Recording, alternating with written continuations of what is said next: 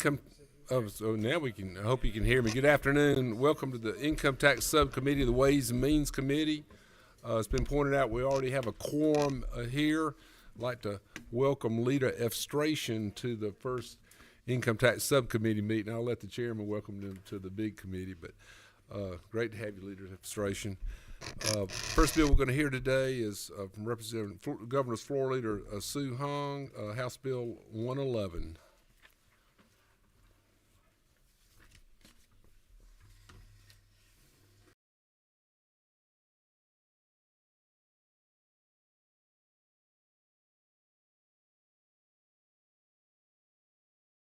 I bring you before you House Bill 111, and I'm working on the LC 59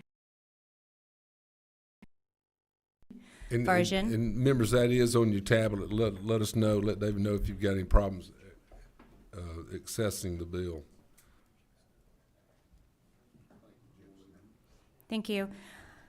I bring you HB 111 on behalf of Governor Kemp to accelerate the tax cut for Georgia's individual income tax. As many of you know, in 2022, the General Assembly passed and the governor signed into law HB 1437 to provide for the largest income tax cut in our state's history. Due to our conservative budgeting,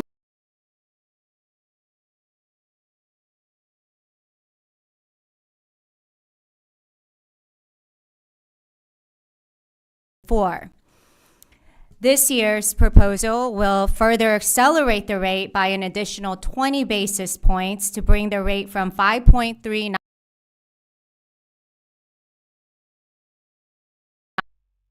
2025 for tax year 2025.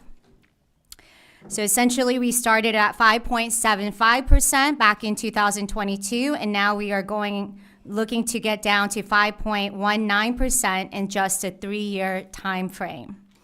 This acceleration in the reduction will save the taxpayers approximately $880 million. So while other states are raising taxes on their citizens, and at the time when they're facing sky-high prices and can least afford it,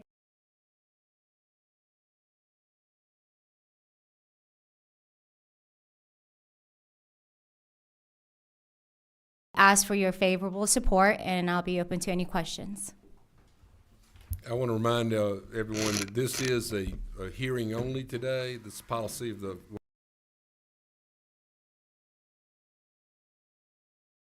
make sure it's given full consideration before it moves on to full committee. Yes, sir. And the chairman points out we do have a fiscal note ordered on it as well. That's correct. Do we have any questions from the members of the committee? I just wondered about the fiscal note. Okay. So it's coming. Any questions from members of the committee? Well, I do want to confirm and point out to anybody that might be watching online that this is subject to all the triggers and that was in the original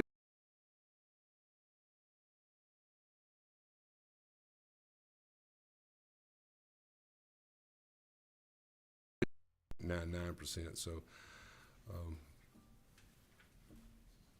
any questions? Excuse me. I'm sorry. Representative Buckner.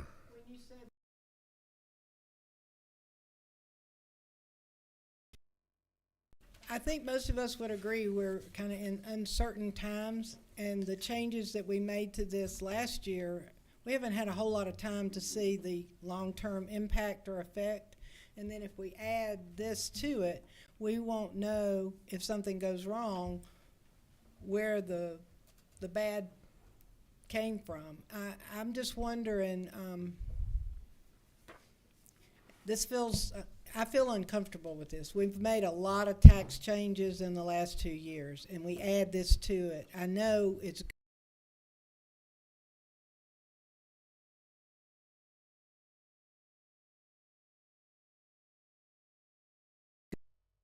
the audit report. Is that a question for the auditor? Is it not true? As the chairman pointed out, there are certain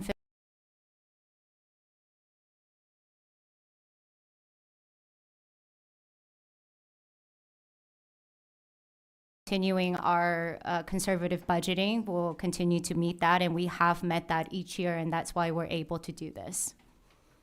Lead demonstration. Thank you, Mr. Chairman. To the representative, isn't it true that going back to, I believe it was 2018, maybe it was 2017, that we've had incremental reductions in the income tax rate so that we could really gauge those reductions and that we could bring forward and support policy like this, knowing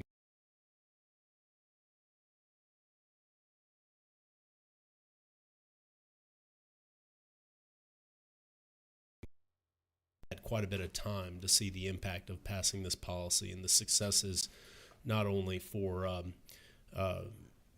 economic growth that results from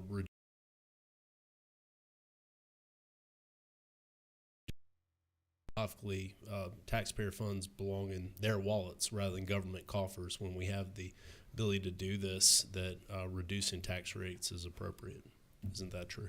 Yes, Majority Leader, and thank you for pointing that out. Obviously, you've been in the legislature when all of that was going on, so I appreciate you for those remarks. Chairman Martin. Yeah, just to follow up on the leader's question, isn't it true that this is a linear issue? I mean, we know how much is raised from the number we're at now.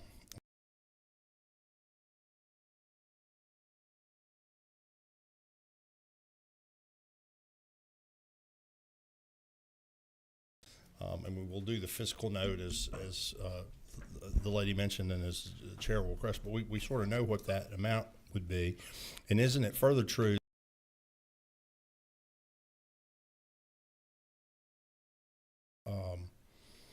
cap on state and local taxes that can be deducted, because in many cases this tax money is paid for with after-tax federal dollars, so it actually costs more, and lowering this tax rate is maybe worth 120% or 122%, 24%, and up to our students, tell them from higher ed, our citizens, that this is even more valuable now. Yes, thank you, Chairman. Thank you, Chairman Martin. And is there any final questions for?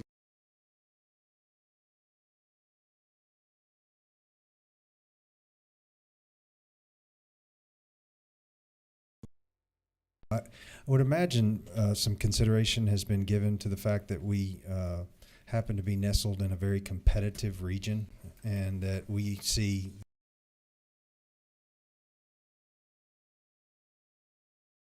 states that have no income tax. Is that correct? That is very correct. Yes, Your Honor. Thank you very much. I mean, yes, Your Chairman. I said Your Honor.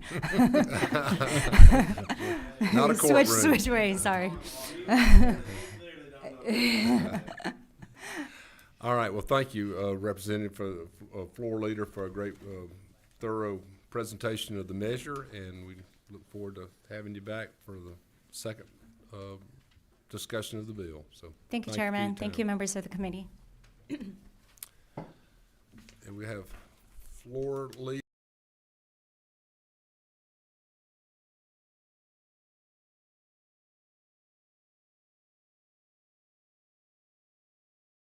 Thank you, Mr. Chairman, members of the committee. Today, I bring you House Bill 112, LC 5900.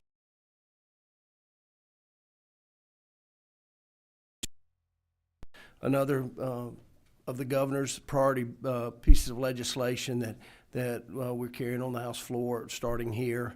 And fortunately, I've been a part of the previous bill, carrying on the legacy of Chairman Blackman when you did the first reduction. We did the 10 extra basis point, and this is the first time we're doing both together. We've gone from 1 year. We've done the tax reduction, and this is the giving back to the citizens of Georgia on their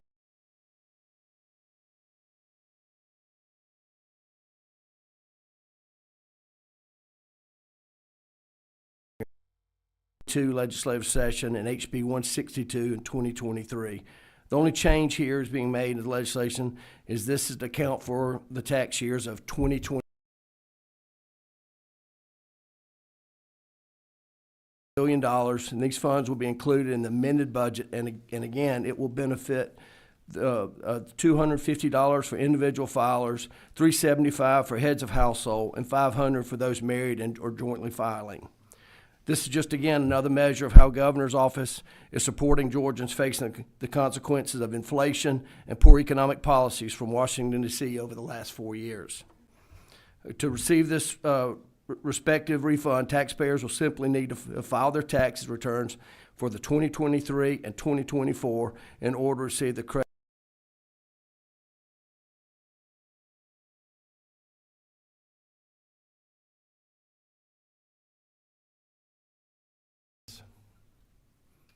Chairman Blackman can answer that question. They have a predetermined amount that this will, so, the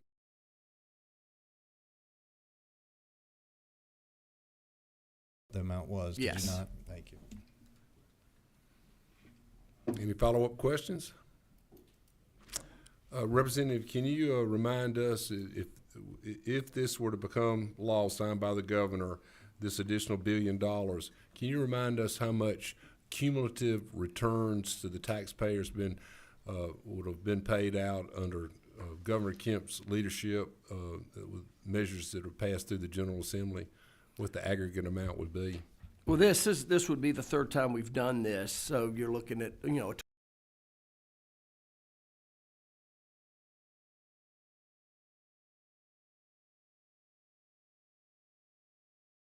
Seven.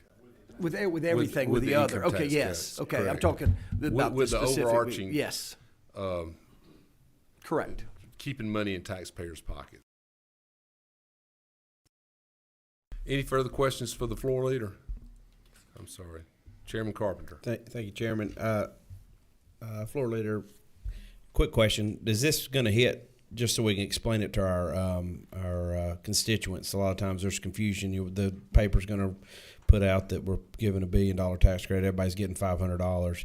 This will hit probably in the June or July. Is that typically? I feel like that's what happened last time. But That is correct, and it'll come, if they've paid their taxes at the year 23 and 24, it will be returned to them in a paper check. The key is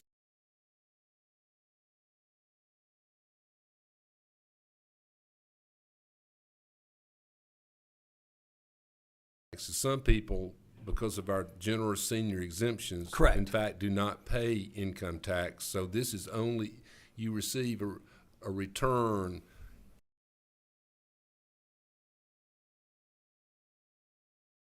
at $500. If that is, if you're married, filing jointly is $500.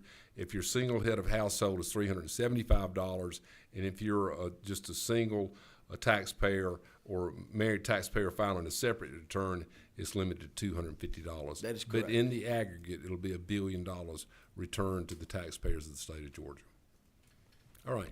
Thank you, Floor Leader McDonald, and we thank you for this first presentation of the measure, and we'll have you back for the follow-up. Thank you, Mr. Chairman. Thank you, members.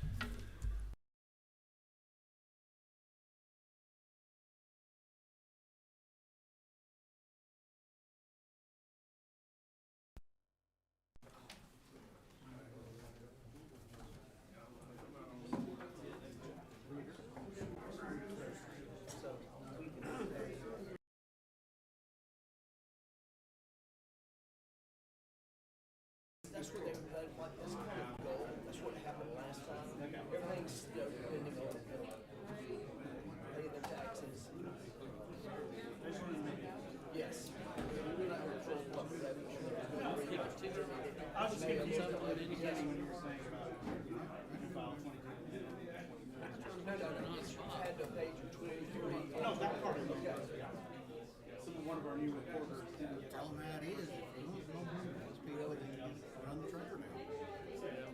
Depends on if we got the vehicle fast enough.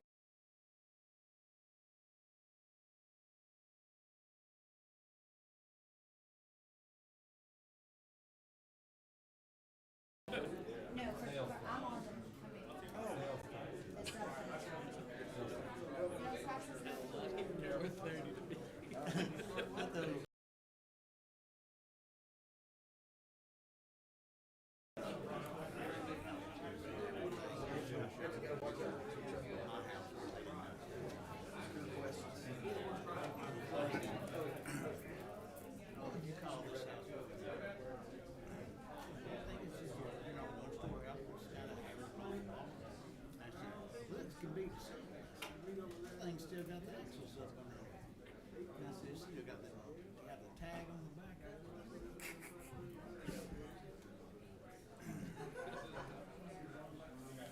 Tail lights off.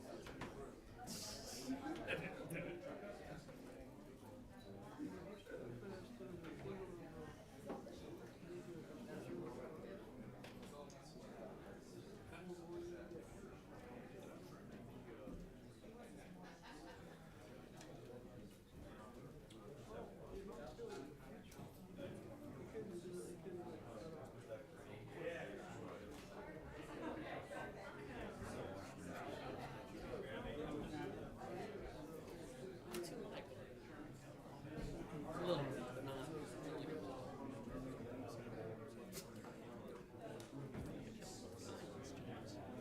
All I can do. And when that doesn't work, it's like I was wondering if he was listening. yeah, I was trying to gauge that. Oh, I am. I am. Hey, Adam, how you doing? Likewise.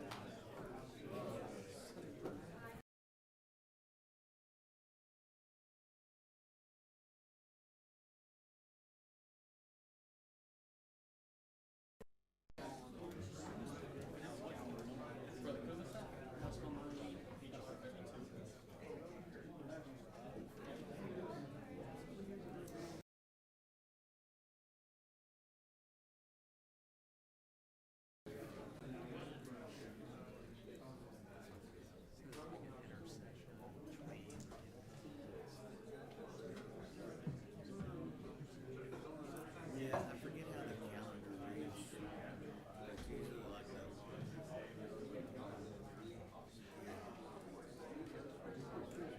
Some bills are income taxes. Some things, Says we can't be friends. Hi. That's right. some things are. Good to be. Start 2 minutes, so we'll give them 2.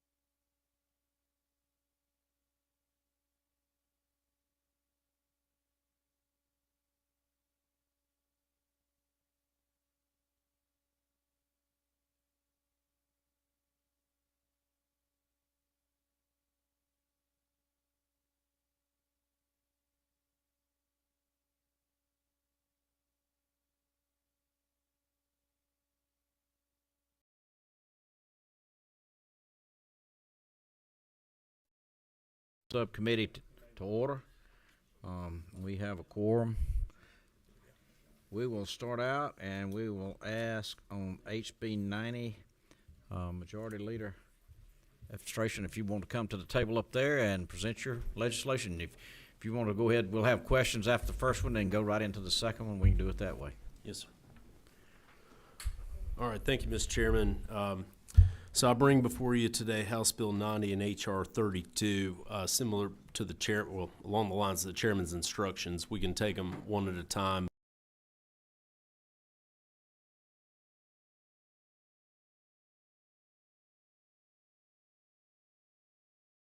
CUVA acreage from 2,000 to 4,000 acres. So, and then HB 90 is the accompanying legislation that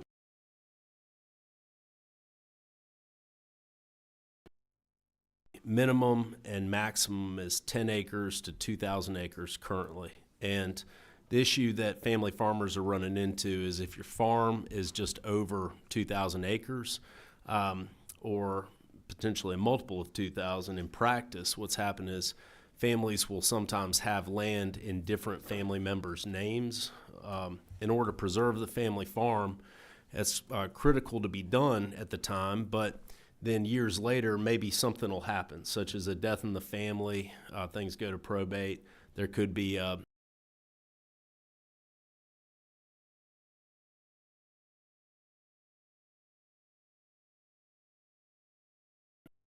think that we have a policy initiative to ensure that family farms, such a critical part of Georgia's #1 industry, agribusiness, remains intact.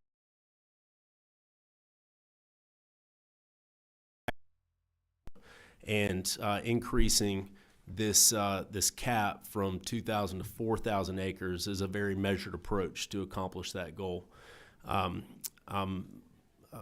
Want to thank the advocates that have been in touch with my office about this legislation so that we could discuss it. Just to consistent with the chairman's instructions here, H.R. 32 is a constitutional amendment. You just see the language there, 2,000 struck, 4,000 is put in there. And then the constitutional question is in Section 2.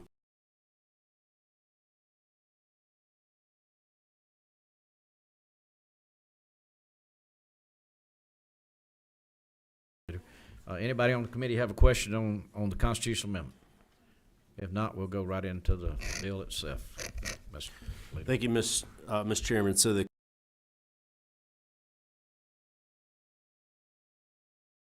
in statute consistent with the constitutional amendment. And I've got a bunch of notes to if anybody has any questions, but would ask for the committee's favorable consideration at the appropriate time. I understand that's not today. All right. Thank you, Mr. Majority Leader. Anybody else have any questions on HB 90?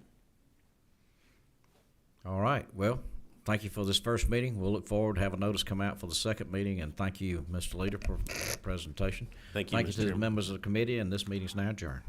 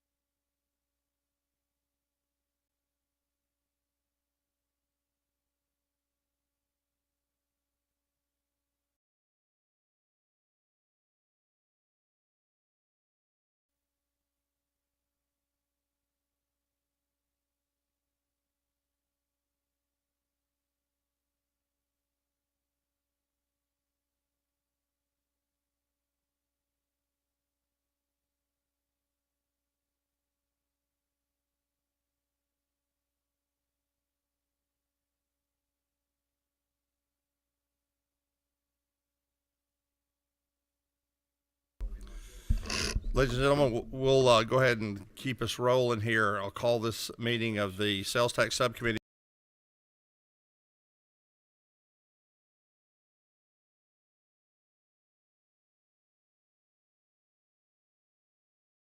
Governor Floor Leader Matthew Gamble, if you'll come tell us about this proposition.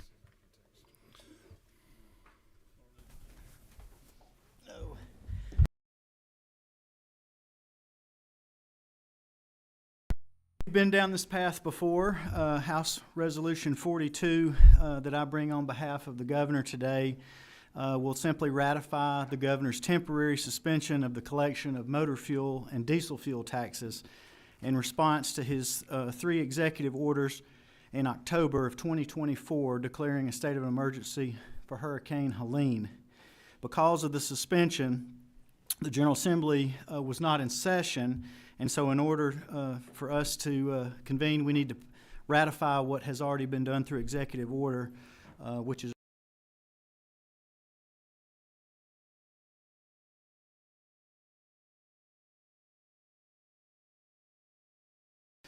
again, we simply just need to ratify the governor's suspension of the motor fuel and diesel fuel taxes. This decision by him was done in consultation with the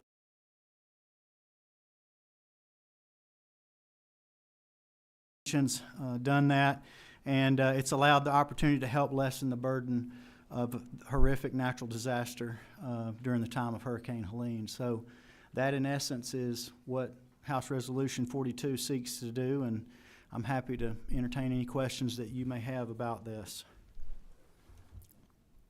Representative, you've done a fine job doing this. I would suspect your only question may come from your fellow member of the leader's office down here. She's well, so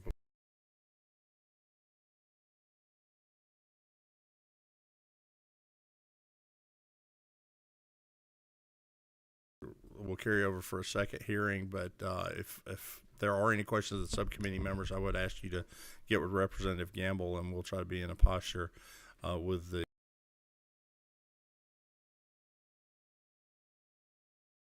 Thank you very much. Moving on, and next do we have Chairman Camp here? I just texted her. We're gonna stand at ease for just a moment here while we want wait on the author of our next measure. That is House Bill 134. Not that those items we would have certainly taken public testimony. I would have taken on that, and I failed to ask. But if there are folks that would like to testify on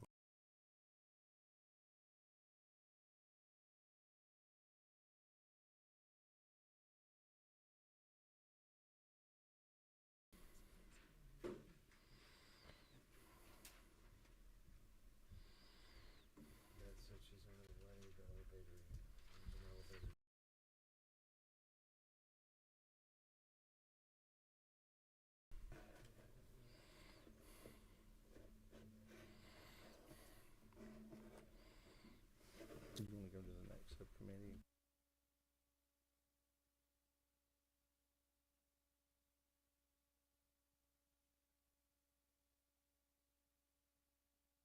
HB 134.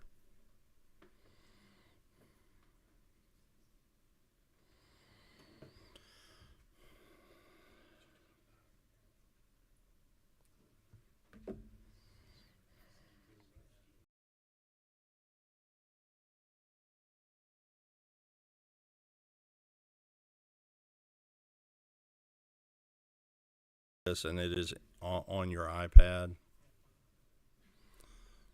while we await the good chairman's arrival.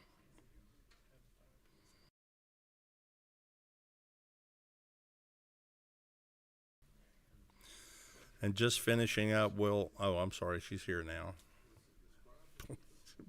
Chairman Camp, we're happy to wait on. We've only been at ease for a moment. We'll come back to order now, ladies and gentlemen, if we can.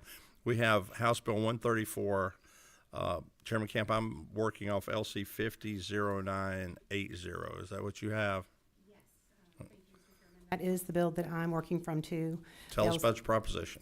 All right, wonderful. This is a bill that was heard last year as well, and it has to do with manufactured homes. Right now, manufactured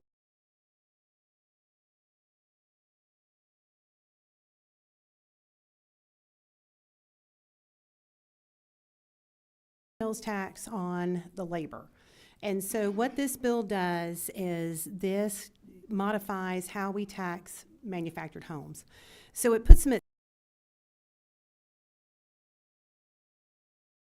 basically is what they're being taxed on, saying that 40% is labor. This creates some level of parity between a manufactured home and how a stick-built home is taxed. And that's pretty much it, and I'm open for any questions. I'm sorry, you have one. Who is 24 down there? Chairman Wilson. Thank you, Mr. Chairman of the committee, and Chairman Camp, thank you for bringing this measure. Is it not true that nowadays, when we face an affordability housing crisis across this entire nation, is it not true that the manufacturer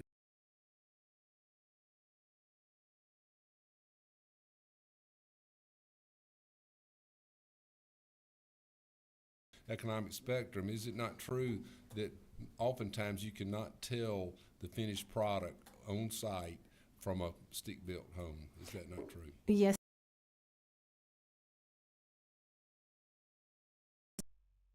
Looking more as traditional stick-built homes and in durability, and the time for them is much shorter. Even if you do a custom home, it's a matter of months it being produced. It can be on your property for home ownership versus a stick-built home that can take up to 3 times longer.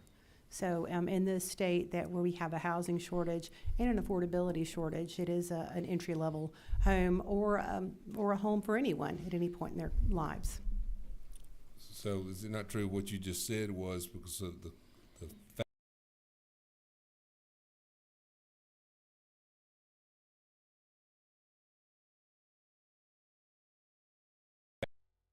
embedded into the building of a stick-built home, which does take much longer. So it's another savings vehicle opportunity for the first-time home.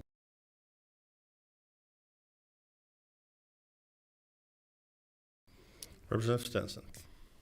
Thank you, Mr. Chairman, and thank you, Madam Chair, for your work on this bill. I'm just curious to know, one of the cities in my district has passed an ordinance that they don't now allow any mobile homes in their city. So what would be the difference from a mobile home to a manufactured home? I guess what I'm trying to better understand why, because I definitely agree with what Chairman Williamson stated about the designs of these homes and how affordable they are for first-time home.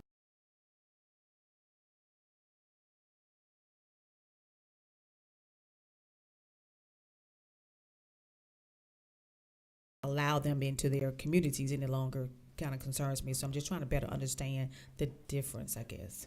That is an excellent question. And for this conversation,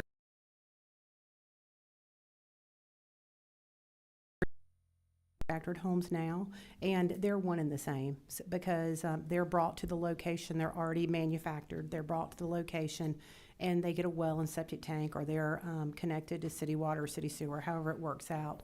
In your case, the instance you described that a local entity decided they did not want something zoning-wise.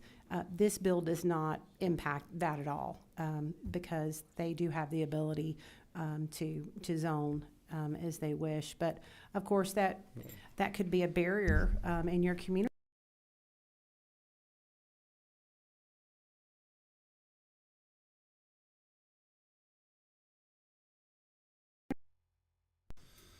But thank you, though. Yeah, I was going to say I'm going to take the chairman's prerogative here and get us back on. We're not going to fix the housing shortage here today. We're working on her tax problem.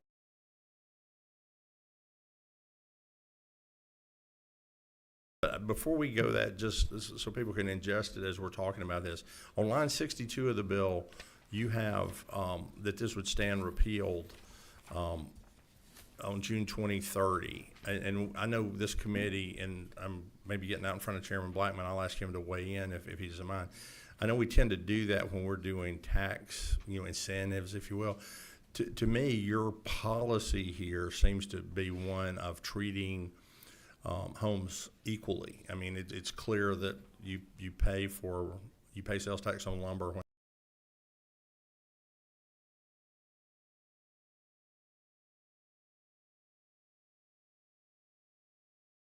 is this bill is pretty much carbon copy from last year, and unless otherwise someone corrects me on this, it's my understanding this had more to do with our friend.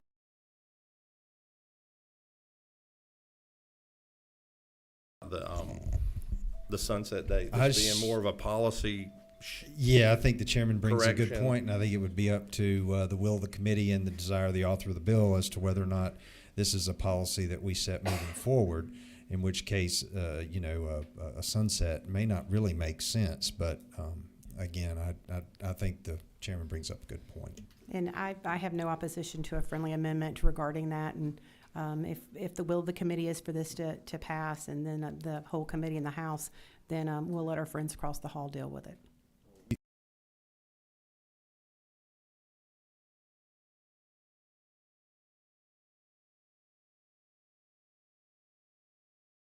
Next meeting, if that is the consensus.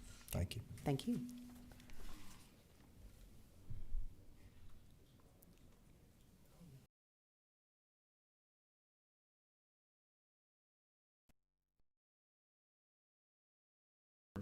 Representative Stinson, did you press your button again, or did I just didn't turn you off from before? Yes, ma'am. Thank you very much. Are there any other questions? We have before us HB 134 LC 500980. Any questions? If not, we have one speaker on the bill. Chairman Kemp, you can just stay seated. We'll ask Mr. Handel to speak from the podium mic. Okay. Mr. Dante Handel, ACCG. Thank you very much, Chairman Martin, Chairman Blackman, members of the committee.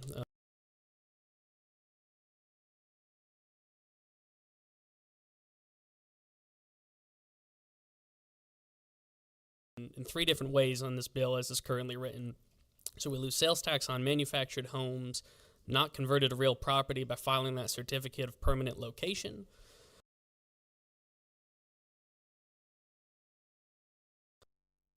And then for subsequent sales after that initial sale, we're losing all local sales tax revenue on those manufactured homes, and so is the state. In addition, I'd add that manufactured homes do not appreciate like stick-built homes, if they appreciate at all, whereas the local governments are able to make up some of that loss on the stick-built homes. I don't think that we're able to do that through property tax on those manufactured homes. Be glad to take any questions. I do have a question for you. Am I right in that you would collect the same tax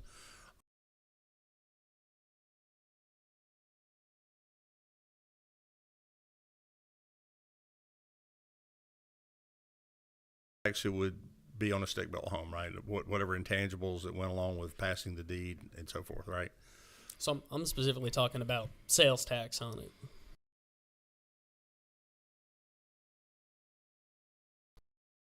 Sold, but you do Correct. hear, and is it not true that what we're trying to do, and I understand the point you're making for the folks you represent, but it is not true what we're trying to do is a house to them. They don't care if it's like a fire truck. They don't care if it's red or white. If the house is on fire, they want somebody to put it out. This is something to live in, so we're trying to do that. That said, I understand the loss in revenue you're speaking of, and we're just trying to treat, I believe, everything the same. You have a couple of questions, if you would stand for them. Yes, sir. 24. Thank Chairman you. Williams.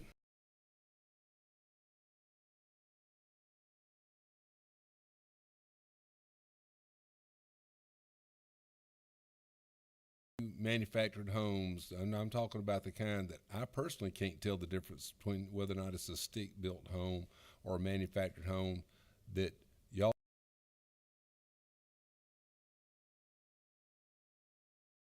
That they do, I would be glad to do some research and share some numbers with you as soon as I can. so you're speculating on that. You don't have any evidence. You don't have any homework to back that claim up. No, sir. Okay. Well, thank you, because I would concur with you that the old single wide wheels still underneath them, axles underneath them, mobile homes do depreciate, but this new, especially when you're retiring the title, you're placing them on site. They're manufactured homes built in a factory at a very efficient rate.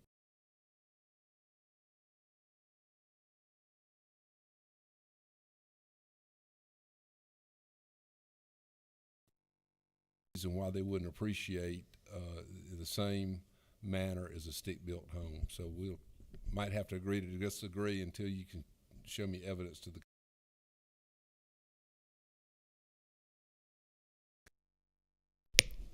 Thank you to the chair. Thank you for the speaker. So I guess my question is, and that was part of my original question, was because the way we're defining manufactured versus mobile, I was going to start questioning our definition of it in the code, because it is two very different things. And like the mobile homes, like you referenced with the wheels or what have you, is different from the ones that are manufactured in the facility that they actually build out the rooms. So what actually comes to the property is not a actual mobile home. And from my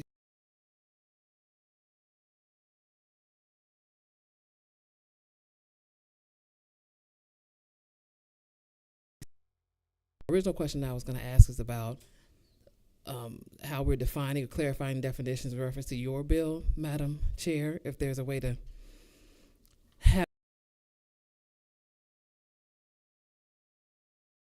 I was trying to get clarity on like some of your comments in reference to the appreciation, because I've actually heard the opposite, that there has been appreciating value in this space. I haven't seen evidence that supports that, and I'm glad to go back and do my homework, as Representative Williamson said, and circle back up with you. Gotcha. Okay. Yes, ma'am. Thank you.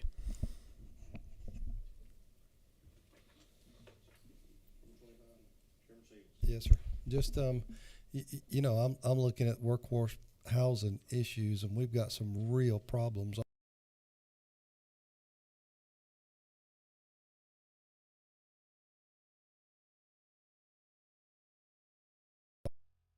How we're going to get to the workforce housing solution without these things being somehow in parity with the stick-built house, but that's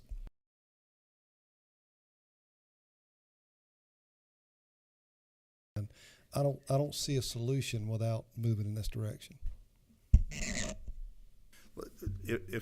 Thank you, Chairman Stevens. If I may, just because the definition on line 47 reads means a manufactured home as defined in Code Section 8-2-131. I'm not going to read the whole definition, but as it starts in here, the manufactured home means a structure transportable in one or more sections, which in traveling mode is 8 body feet or more wide, or 40 body feet.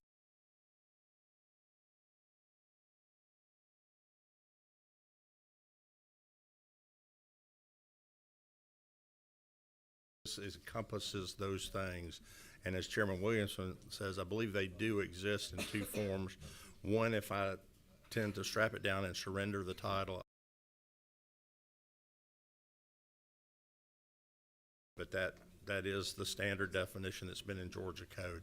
And what you're doing, Chairman Camp, is you're seeking to not charge sales tax on the labor component of that. So any further questions regarding, again, this is the first hearing on this, so we can get down to you know, if there would be a sunset date or not, or deal with some more of Mr. Handel's question as we move forward. Any further questions? Okay, thank you, Mr. Handel. Thank you very much for your time. That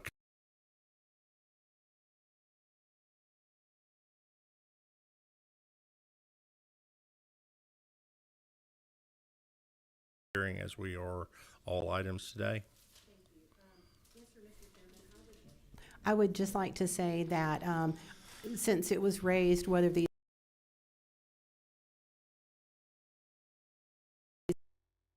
that says if they appreciate or not, if the will of the committee is to learn more about that. Number one. Number two, you know, the way I look at this to some degree is most of these homes do become permanent, as Chairman Williamson pointed out, and they are real property. They are paying property tax annually on these. So in that respect, they would be just like a stick-built home. The only difference is relating to this bill, how they pay up front can be huge. When you're looking at a $300,000 manufactured home,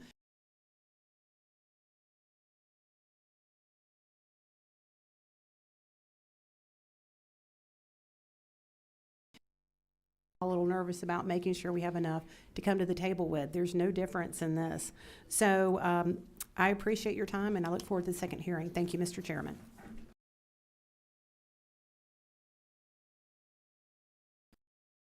Questions on this item? We'll move it. We'll move forward on the agenda and have you back for a second hearing at the appropriate time. I see no further. By the way, ladies and gentlemen, I'll reiterate again. There was a fiscal note for House Bill 134 on your iPad and in your packet today. There was also information from the Manufactured Housing Association. There no further business for the Sales Tax Committee. Will stand adjourned without objection. Sales Tax Subcommittee. Chief's taking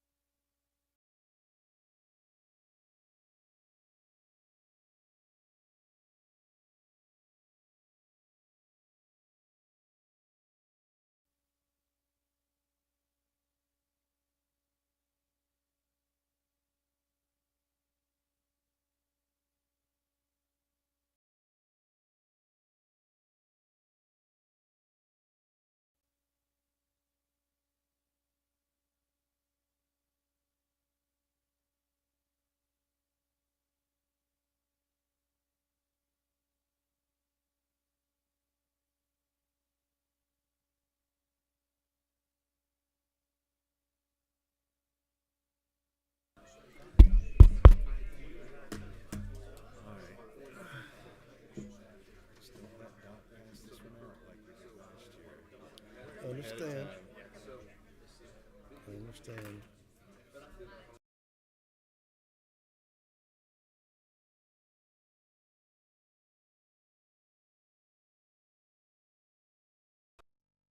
Have one meeting, one bill to hear today.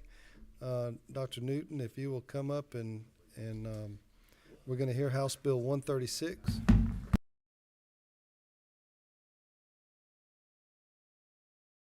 Committee members, appreciate the opportunity to be here. This is one of those efforts we worked on very hard last year all together, and that's the individuals that through no fault of their own have ended up in the foster care system where they're basically essentially wards of the state. We have wonderful programs to encourage people to do foster care, to do adoption. We've done great work on that over the years to streamline those processes and both keeping children with their family and also getting them adopted.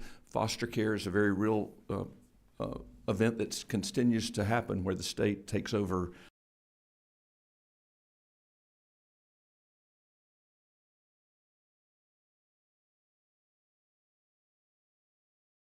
originally is that these children, when they come off the state wardship, if you will, at age 8,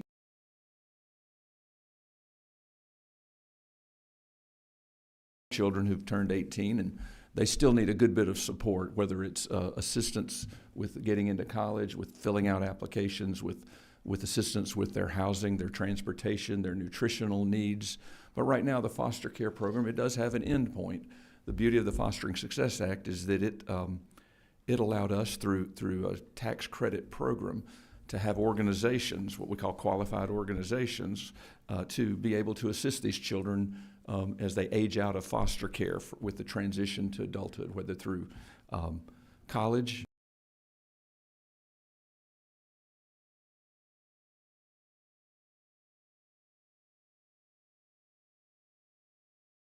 One of the little bit of concerns about our program the way it is now, it really doesn't, we have a $20 million max on the tax credits that are allowed in that. One of the goals, there's a couple of different goals that we have in the bill in front of you. Some of them is where we add an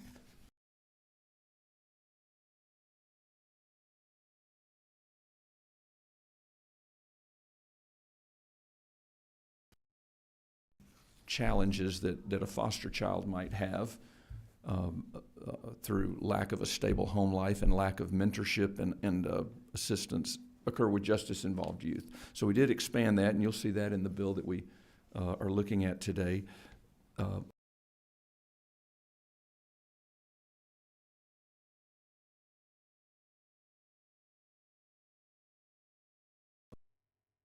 Business entities that we think would be pretty helpful in making sure that these funds are available for the children. So if we want to just begin on the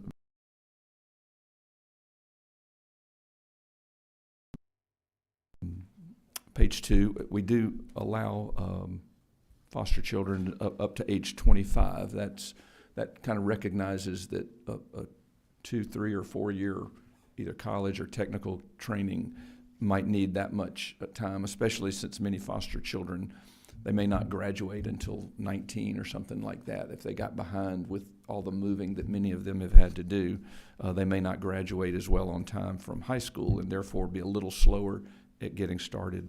If you look on line 26 is an important piece.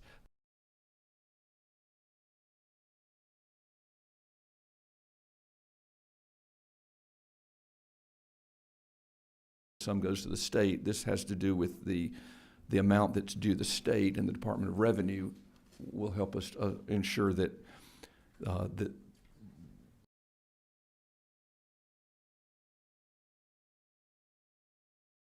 a corporation or for an individual or family, they can use part of that income tax obligation to donate to this program. This also allows insurance companies who don't pay income taxes but they pay premium taxes, it allows them to utilize part of their tax obligation for this important youth program. You see down on line 42 is the kind of the definition of justice-involved youth.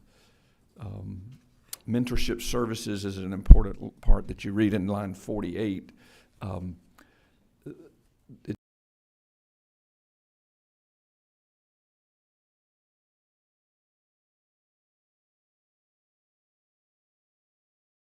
youth also need is mentorship. So you'll see a good bit in this bill encouraging and even expanding the amount of money that can be paid to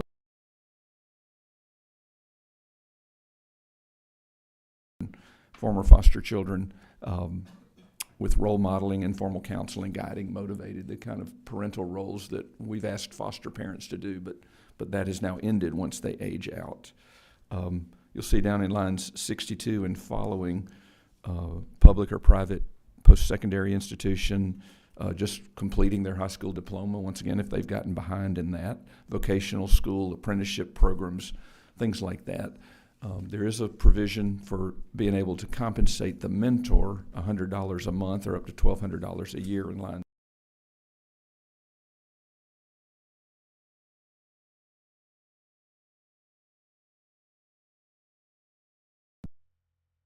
Which are described in lines 78 and following. Another kind of lists all the things that we think are important for an organization to be able to do.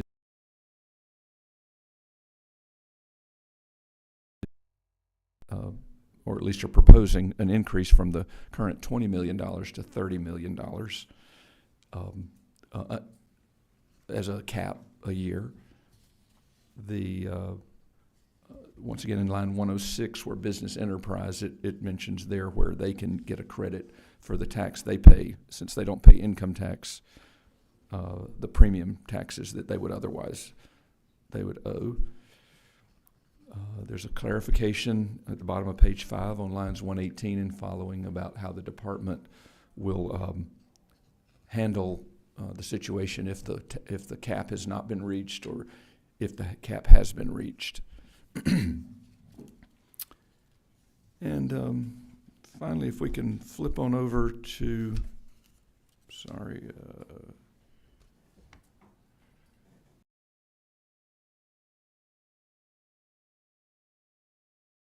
there for me, that's there are some other smaller changes. Line 222 does have an important part of this. We recognize there's an administrative role to having an organization and running an organization. If you'll read this 20% rule, that ensures that a minimum of 80% of any funds that are donated in this program, that for which some individual or a business entity received a tax credit, we want to make sure those funds are new funds and that they go a minimum of 80% directly to those things that assist the child, whether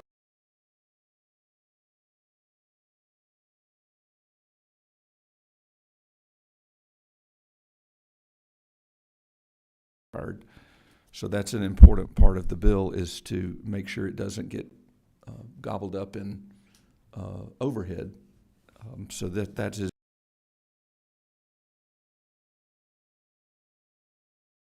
there near the end in line 235 and following, once again to try to make sure that we have some guardrails around this money to make sure that target of no more than 20% maximum going to administration, that's been met and that's followed. So there's some certification statements and some compliance related language there, so that we can ensure that that's going on and that's the way the tax credit is being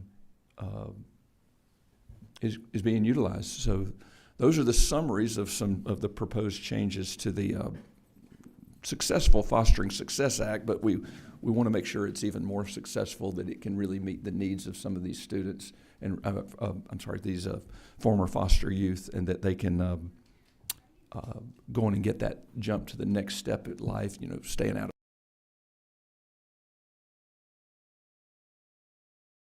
without a mentor, without a parent. You need money. There's a lot of things that can go wrong and a lot of bad influences. This I think is going to be a great program if we can expand it a little bit the way we're talking, get it fully funded, and plus if the committee's willing to do the expansion on the total amount per year and the ability to reach that through the business enterprise allowance. So glad to answer any questions, Mr. Chairman. Members of committee. Nobody has a question.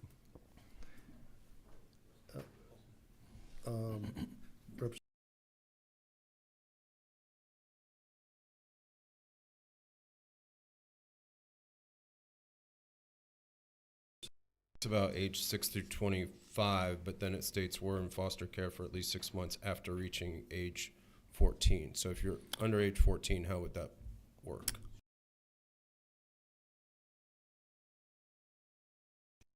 Help on some of this.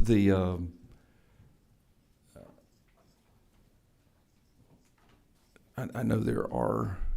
There was some language about reunited. Some of these have gone back and forth in being reunited. I might have. I've got some individuals in the gallery or the audience that would that may be able to speak a little better to that. I know one of the big things we did from the previous was to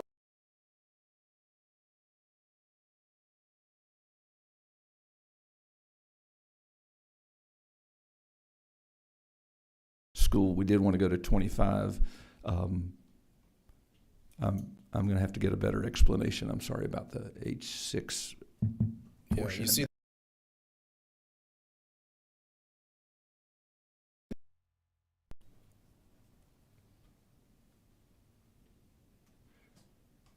yes.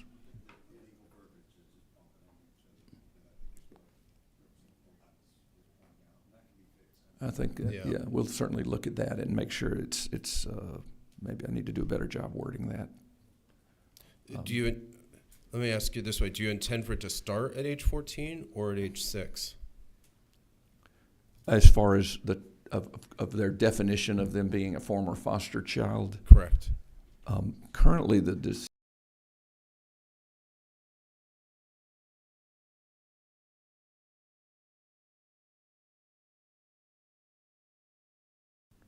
but you're right, it would probably accomplish it with just the 6 months after 14.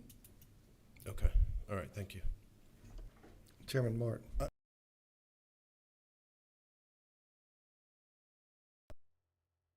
Done to, because sometimes it's tough to get folks that are in foster care to in with a family when they get to a certain age, because the family feels like they can't take them further. I mean, I don't want to sound crass in that, but it's like, I'd love to have you there, but I can't take on another college education and that sort of thing. So I believe the 14, and it could go to 13 or 12 or 15, but I believe what you're saying there is, if this is good for anybody between the age of 6 and 25,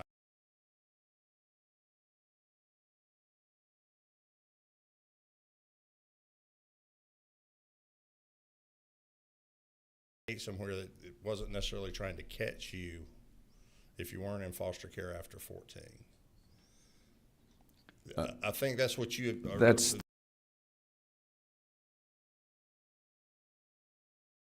The 14 wants to be the 11. I'm looking back at some of your folks in the back.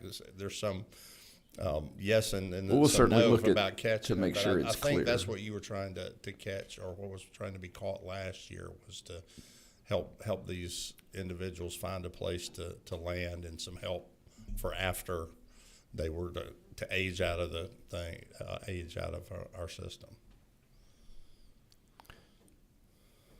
Correct. Thank you. You know what? I think we might get some clarification from one of our presenters.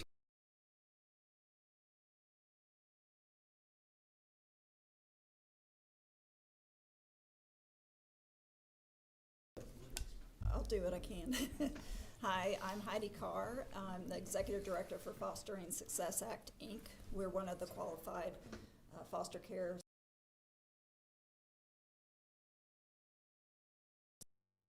funds for the tax credit, and then allocating those out through grant awards to other qualified organizations that are supporting the youth aging out of care. Just want to start by saying thank you for supporting this tax credit. We've really been in it now. I think our first youth called us in August of 23. It really went into effect January of 23, but it takes a while to get the word out. And since that time, we've just seen the numbers continue to grow each month. So to answer the question, I think around the age, originally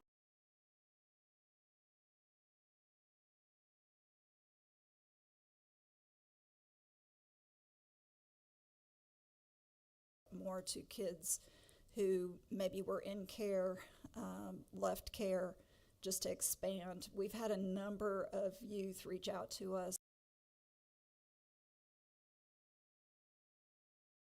of some support in continuing education.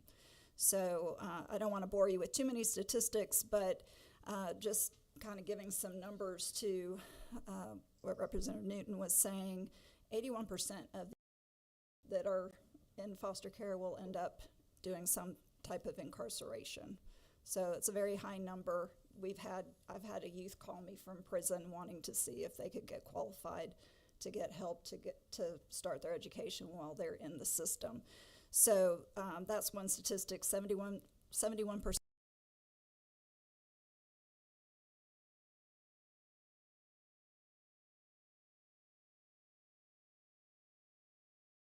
About 3 children already. So there's definitely, I think they get sidetracked without finishing high school. We're working with a number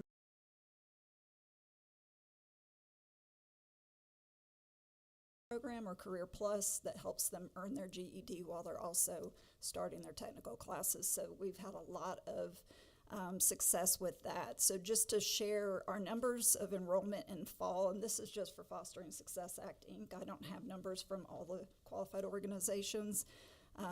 We had 133 youth enrolled in technical and 4-year programs in the fall, and in spring we've jumped up to 187. So that's about we had an 82% jump in technical college. And again, a lot of those technical college, the increase was to get people enrolled in the dual achievement and Career Plus so they can actually expedite their time in getting their education. So it's definitely making a difference. We have a number of youth. One young lady, Ashanti, is a student down in South Georgia in technical school. She's in welding. She should graduate in May, so it's very exciting. But she just needed help. What was holding her back from going to school was the equipment she needed for welding, and that totaled about $500. She needed the boots, the helmet, the gloves, and all of that, and she just didn't have the money for it. Technical school has a tuition waiver program, so that wasn't the issue, but those supplies were preventing her from going, and we were able to come in and take care of that, and she's been thriving in her classes. We have another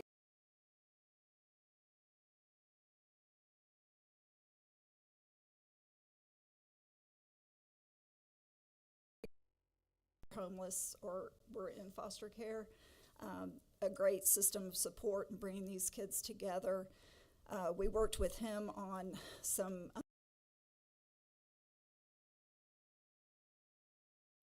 a lot of is really a struggle in housing, transportation, and food. So we do work with the youth to make sure they're maximizing any federal and state programs out there. So our first conversations with them are around their Medicaid coverage and SNAP, but then, okay, from there, what do you need wraparound services for? And, 9 times out of 10, it's housing, it's food, and it's transportation. So these funds are really making a difference. I've heard JC, and it's not just about the money. I tell everybody we talk to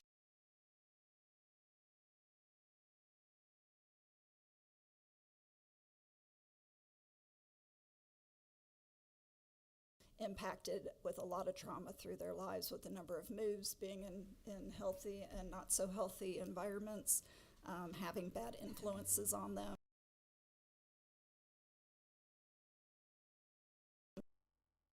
Can totally spiral them into a major depression. So we want to be proactive and help them, and we're working with the USGF, that's the University System of Georgia Foundation, on identifying the youth and getting these funds to the schools earlier in the process. We work with Embark, that's part of the ETV funding, coordinating and finding students through them. We work with DFACS, also finding youth, and we're getting involved in the Department of Education and other ways of reaching the youth to let them know about the support. And they are just amazed. Most of them, like JC told me, he said, I thought it was a scam. He said, I thought there's no way anybody would follow up with me that fast and would actually give money to me, which we don't give the funds directly to the youth. We're paying it to the school or paying it to different entities. But he said it was just life-changing.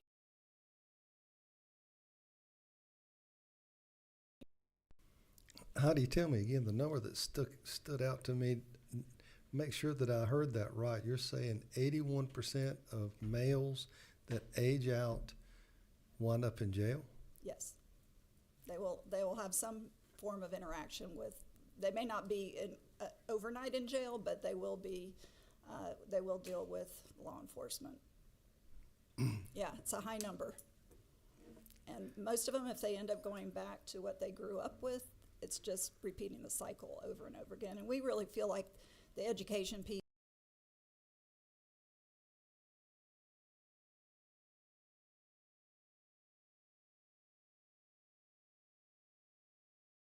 of what their families have been in their early years and become part of the workforce. Workforce development is a huge topic around the state.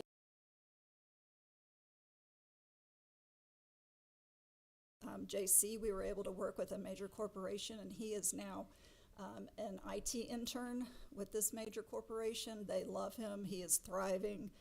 You know, there's some really good kids out there that just need a helping hand, somebody to guide them in the right direction. It's not just paying the bills for people. It's making a difference in their life and getting them to the next level so they can be independent. Are there any organizations out there, I don't know, United Way and others, that help in this gap, if you will? I have not.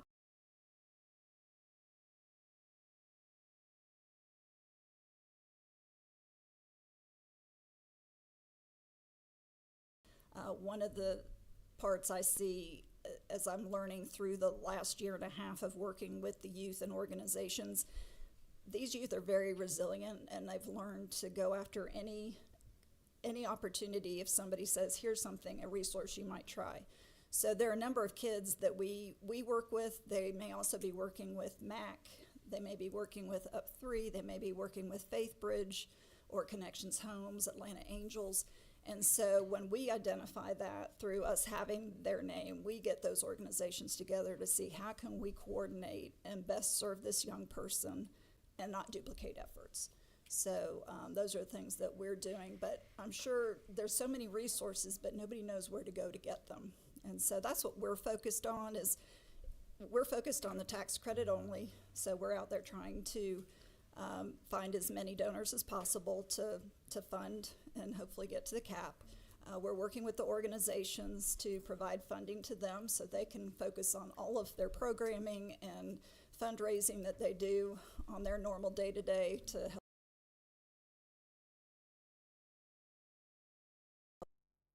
trying to kind of bridge the gap between the DFACS program and the youth getting further out into adulthood and independent living. Members of committee. Thank you, Doctor. Appreciate you, Heidi, for coming and excuse me, number 18, Scott.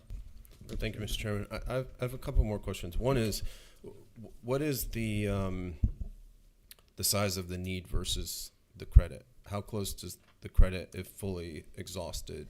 So that's a hard question because we've only been around really for a year and a half. And again, I don't have numbers from other organizations. I can tell you in Fostering Success Act, we helped, we had about 77 kids that reached out in that August to December first year of 2023. And then we've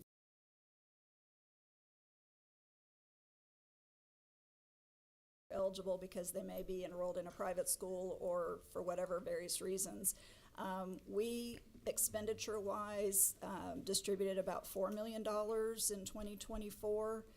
We expect that to increase dramatically, especially with the changes I would say we should be able to easily double the number of youth that we're able to support quickly. The other piece of that is just our challenge of getting in front of more young people to let them know about the program. And so we're talking to the youth. I'm working on a program now to I don't know the name of it, but it'll be like youth ambassadors to get them to help us spread the word. We've had them referring some youth that they've come in contact with, but trying to come up with maybe a social media program to help increase awareness. Okay, and then last question, if I may, Mr. Chairman. This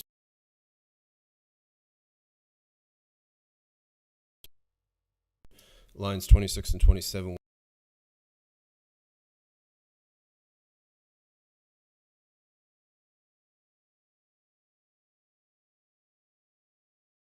We have some that are income tax, personal income taxes was one, and then we, of course, added the businesses that have pass-through organizations and can use a tax credit that way. And this is one additional way to, entities, people who are interested in helping this group of children that don't pay income taxes. It's just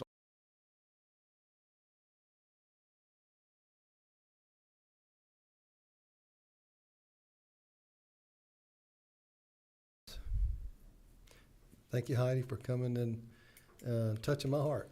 And thank you, Doc, for coming. And if there's no other business before